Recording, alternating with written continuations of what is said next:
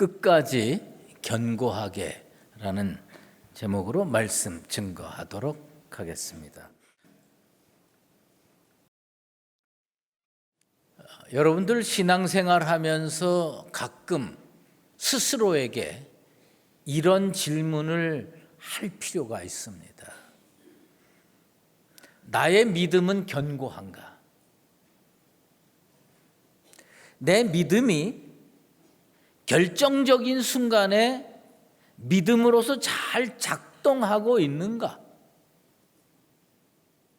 내가 예수 잘 믿는 것 같은데 결정적인 순간에 온전한 믿음의 모습을 보이지 않는다면 이건 믿음이 잘못 작동하고 있는 겁니다. 여러분 그 집에 보일러들 다 있으시죠?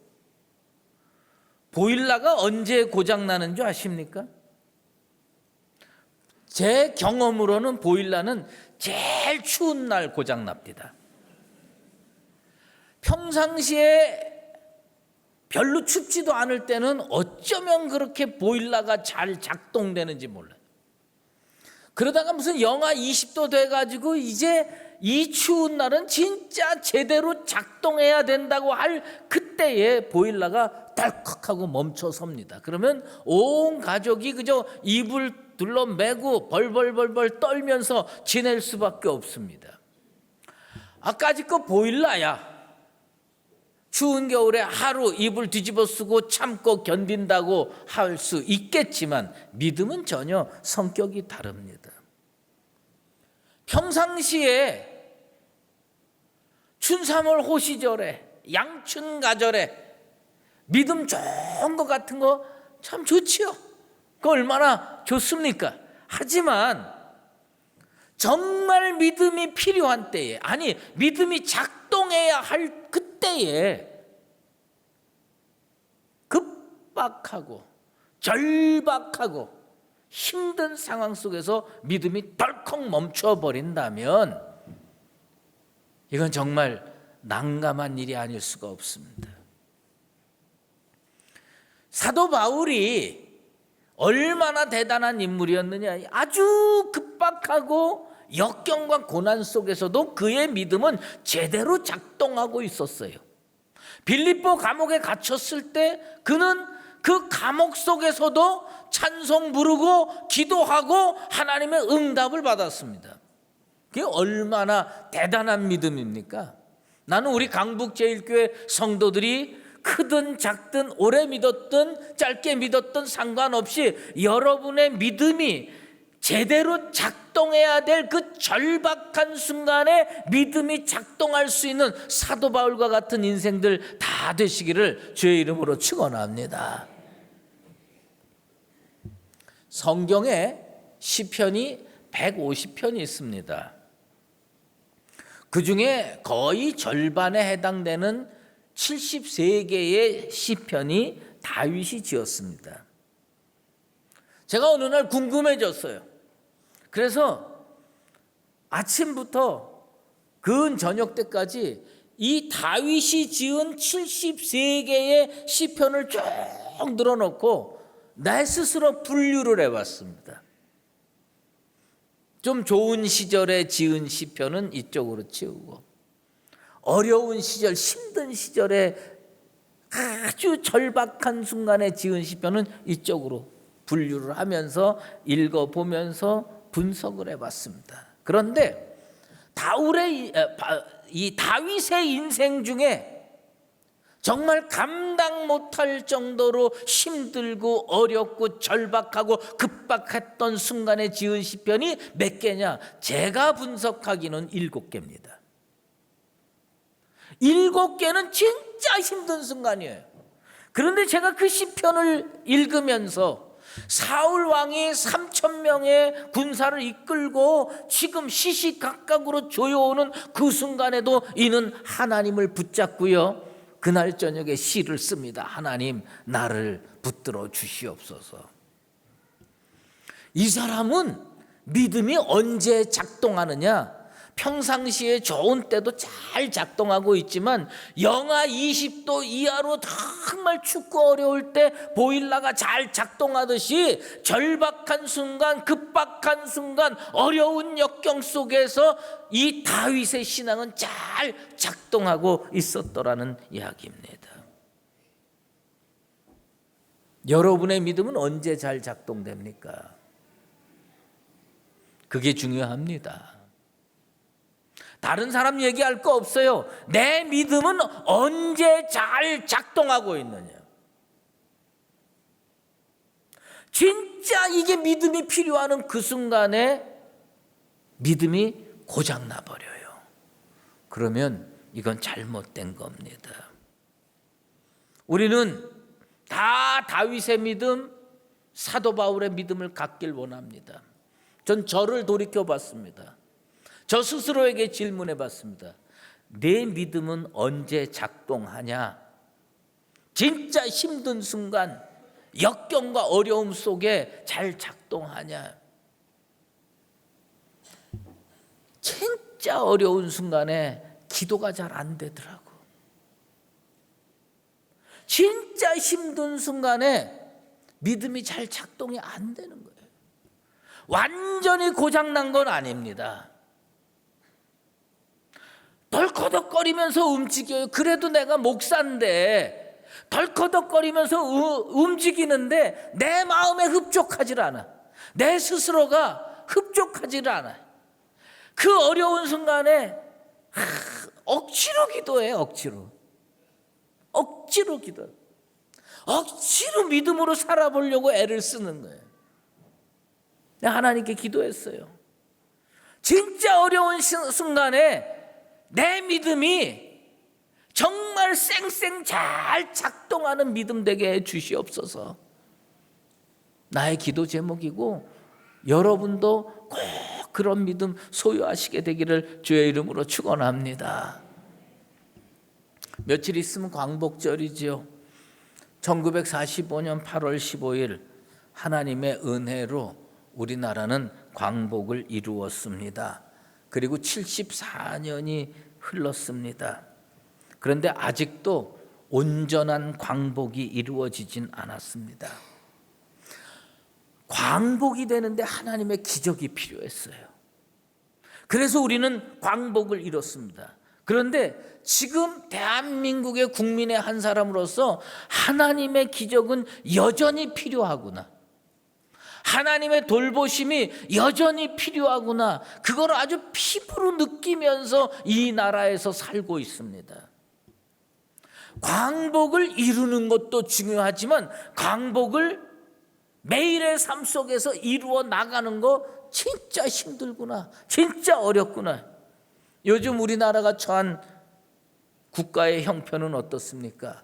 그야말로 사면 초가의 형국입니다. 북한은 연일 미사일을 쏘댑니다. 어저께도 쏘아댔어요. 지난 7월 23일에 러시아 군용기가 독도 인근 한국 영공에서 2차례에 거쳐 7분 동안 우리나라 영공을 침범해 왔습니다. 우리 군이 360여 발의 경고 사격을 할 정도가 됐습니다.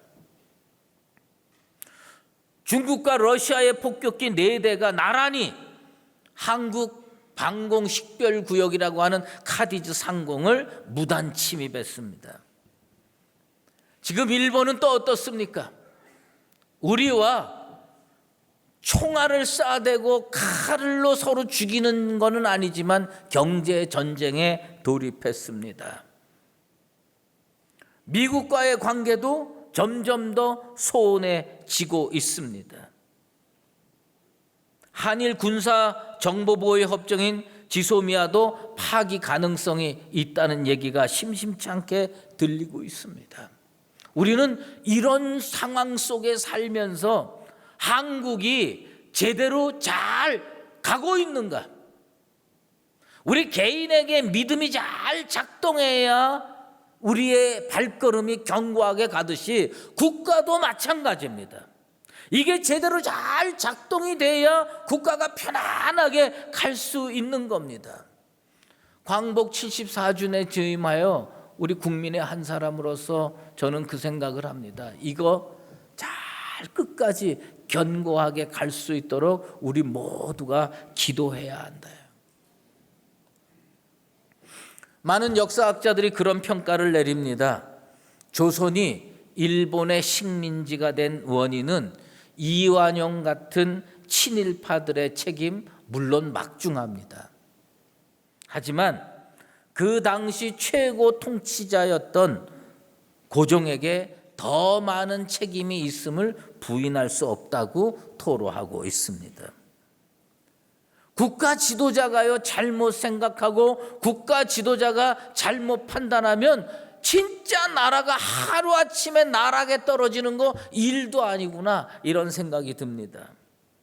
고종은 러일 전쟁이 발발했을 때에 강력한 외교력이나 안보 강화를 통해서 국가를 지키려고 하지 않았습니다. 제가 최근에 윤치호라고 하는 사람, 그 당시에 아주 파워 엘리트에 소속되는 그 윤치호의 일기를 구입했습니다. 그리고 그것을 읽는 가운데 이러니까 나라가 망할 수밖에 없구나.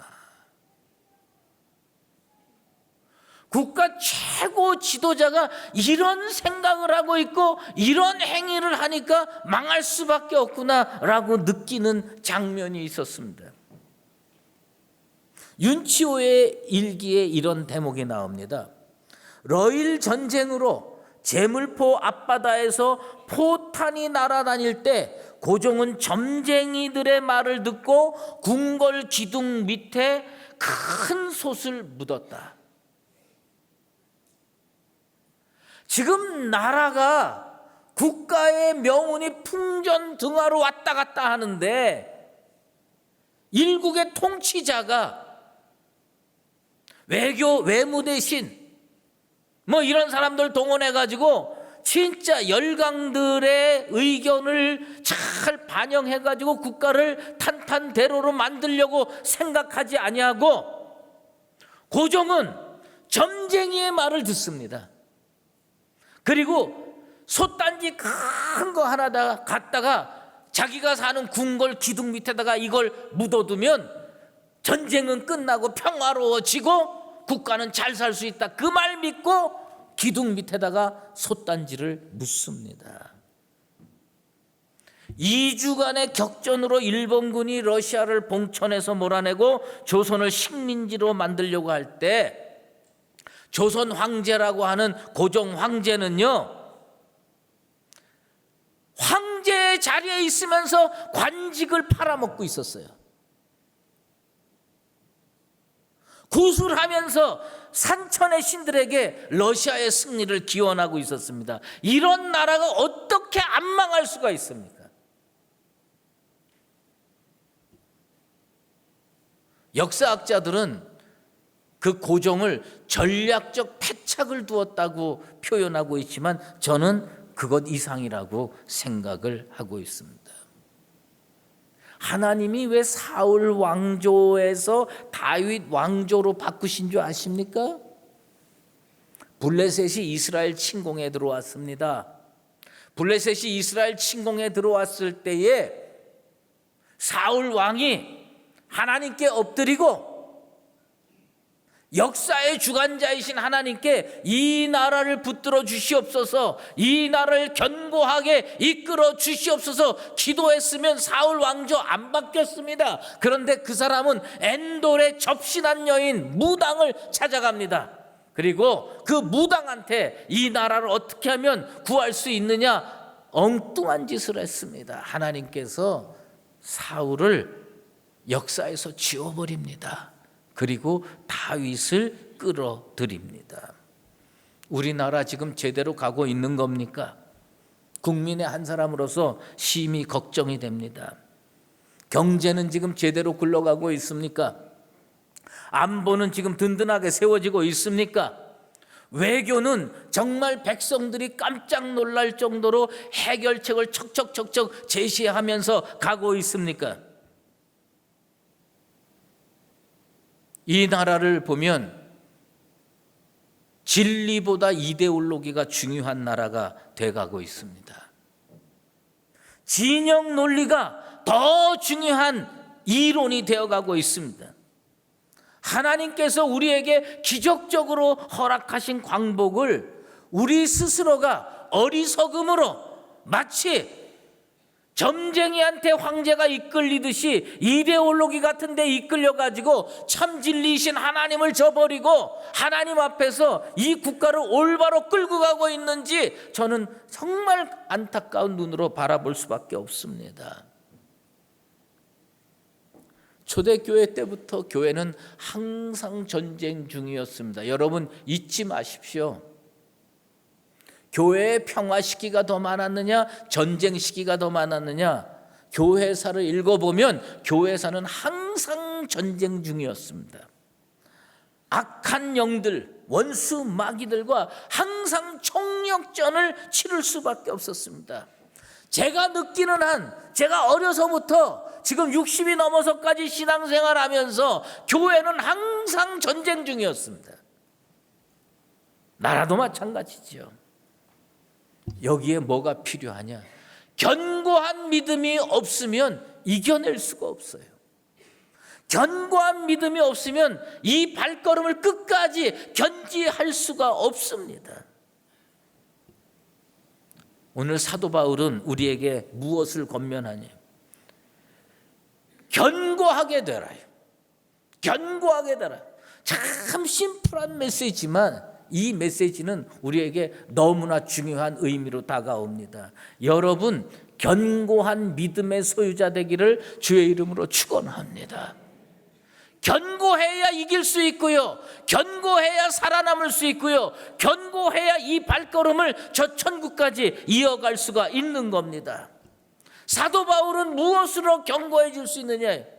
고린도 교회가 엉망진창이었습니다. 4개의 당파로 나뉘어서 싸움박질했습니다.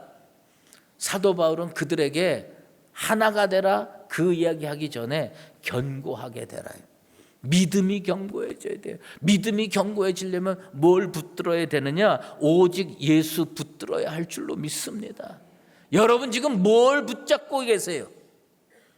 심령의 기준이 명확하지 않으면요 흔들릴 수밖에 없습니다. 복음 붙들어야 되고 예수 붙들어야 되고 하나님 붙들어야 할 줄로 믿습니다.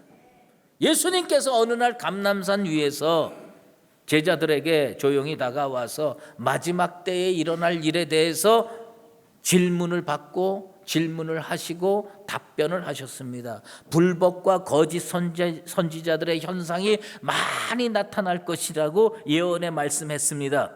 그리고 환난과 시련에 대해서 결론적으로 해주신 말씀이 있습니다. 마태복음 24장 13절의 말씀입니다. 그러나 끝까지 견디는 자는 구원을 얻으리라.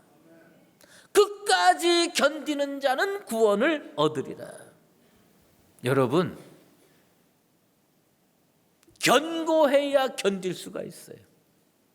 견고하지 못하면 견딜 수가 없습니다. 얼마 전에 충무로에 갈 일이 있었습니다. 옛날 생각이 났어요. 그래서 이것저것 살피다가 제가 옛날에 신학교 다닐 때 뭐 돈도 없고 그런데 뭐 그 근처에 어떤 도서관을 갔다가 그리고 거기에서 그 점심을 먹어야 되는데 돈이 없잖아요. 그러니까 제일 싼 집을 찾아다닙니다. 지금으로부터 35년 전 넘는 일이에요. 제일 싼 집을 찾아다니는데 그 충무로에 이 생선구이 하는 집이 있었어요. 그 생선구이를 하는데요, 이런 이 화구로 이렇게 연기 올라가는 그 밑에서 고등어 같은 거 구워주고요. 그 다음에 반찬도 뭐 이렇게 먹을만하게 내놓고, 그 다음에 배추 같은 걸로 이렇게 국 끓여가지고서 그 다음에 생선구이를 해주는 집이 있어요. 제일 싸더라고요. 그래서 그때 가서 맛있게 먹었던 기억이 있습니다. 그래가지고 35년 만에 충무로 갈 일이 있어가지고 혹시 그 집이 있을까? 그리고서 거길 찾아갔어요. 찾아갔는데 그 집이 있더라고요. 얼마나 고맙고 감사한지 모르는 거예요. 야, 똑같은 화구에 고등어 연신 구워대는 겁니다. 많은, 진짜 보면요, 이 돈 많은 직장인들은 좋은 데 가서 먹는데, 제가 최근에 봤는데도 그때도 그렇게 보였습니다. 제일 돈 없는 그 직장인들만 거기 와가지고서 싼 그 고등어 구이 이렇게 해가지고서 밥 한 숟가락 얻어먹고 가는 겁니다. 너무 고맙고 감사했어요. 근데 무슨 생각이 드냐면, 하나님이 우리가 이 생선가게집을 35년 동안 지속하는 걸 보고 제가 이렇게 마음이 흐뭇한데, 하나님이 우리가 견고하게 버텨내고 견고하게 이겨내면 얼마나 기뻐하실까. 여러분들 견고한 신앙생활 하시게 되기를 간절히 소망합니다. 견고하게 사셔야 돼요. 견고하게 살려면 무엇이 필요한 줄 아십니까? 물론 복음이 필요하죠. 물론 예수가 필요하죠. 그런데 사도 바울이요, 로마서 1장 11절에 이런 말씀을 합니다. 내가 너희 보기를 간절히 원하는 것은 어떤 신령한 은사를 너희에게 나누어 주어 너희를 견고하게 하려 함이니. 복음이 없는 게 아니에요.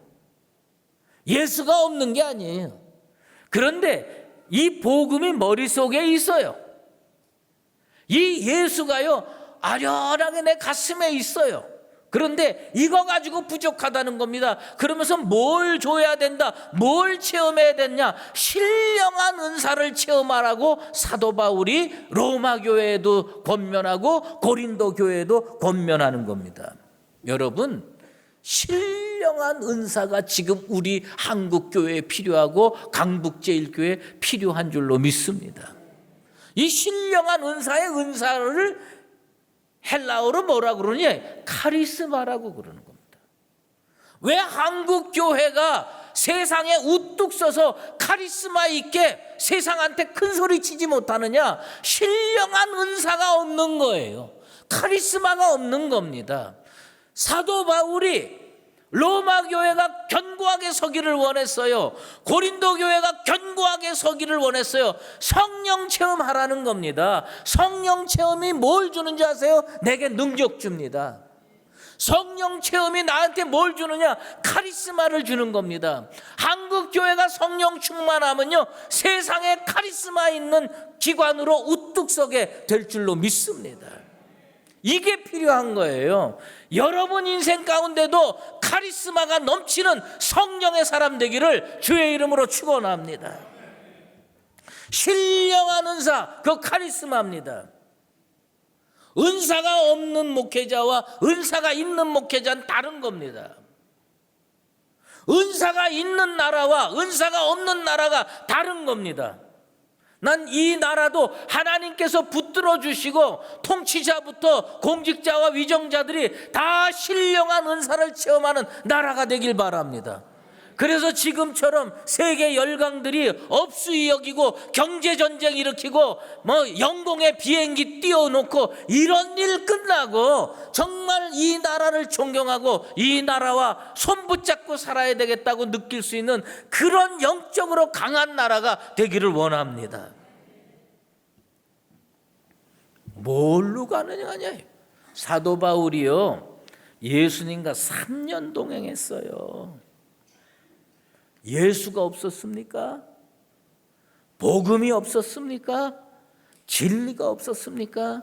그런데 거기에 사도 바울도 마찬가지고 베드로도 마찬가지입니다. 그 복음이 체화가 돼야 돼. 복음이 내 것이 돼야 돼. 머릿속에서 덜그럭거리면서 왔다 갔다 하는 복음이 아니라 내 뼛속에 새겨지고 내 DNA로 바뀐 체화된 복음, 체화된 예수, 체화된 하나님이 내 속에 있을 때 끝까지 견고하게 서게 될 줄로 믿습니다. 이게 우리에게 필요한 겁니다. 여러분, 오늘부터 다시 기도하십시오. 개인을 위해서 기도하시고 교회를 위해서 기도하시고 여러분의 골방이 마가의 다락방이 돼서 성령을 체험하고 카리스마가 생기는 성도, 카리스마가 생기는 교회, 카리스마가 생기는 나라가 되기를 원합니다. 인간은요 결코 완벽하지 않습니다. 그걸 하나님이 더 잘 알고 계십니다. 우리 속담에 쥐 못 잡는 고양이라도 있으면 낫다는 이야기가 있습니다. 여러분은 쥐 잘 잡는 고양이과에 속하는 인생입니까? 쥐 못 잡는 고양이과에 속하는 인생입니까? 그래도요 우리가 고양이면 쥐가 내가 잘 잡는지 못 잡는지 어떻게 알아요? 쥐가 피해야지. 지금 한국교회도 한국교회 성도들도요 쥐 못 잡는다는 거를 너무 세상에 소문이 난 것 같아요. 너무 소문이 나가지고 세상 사람들이 자꾸 업수이 여겨. 교회를 툭툭 건드리다 못해 쓰러뜨리고 넘어뜨립니다.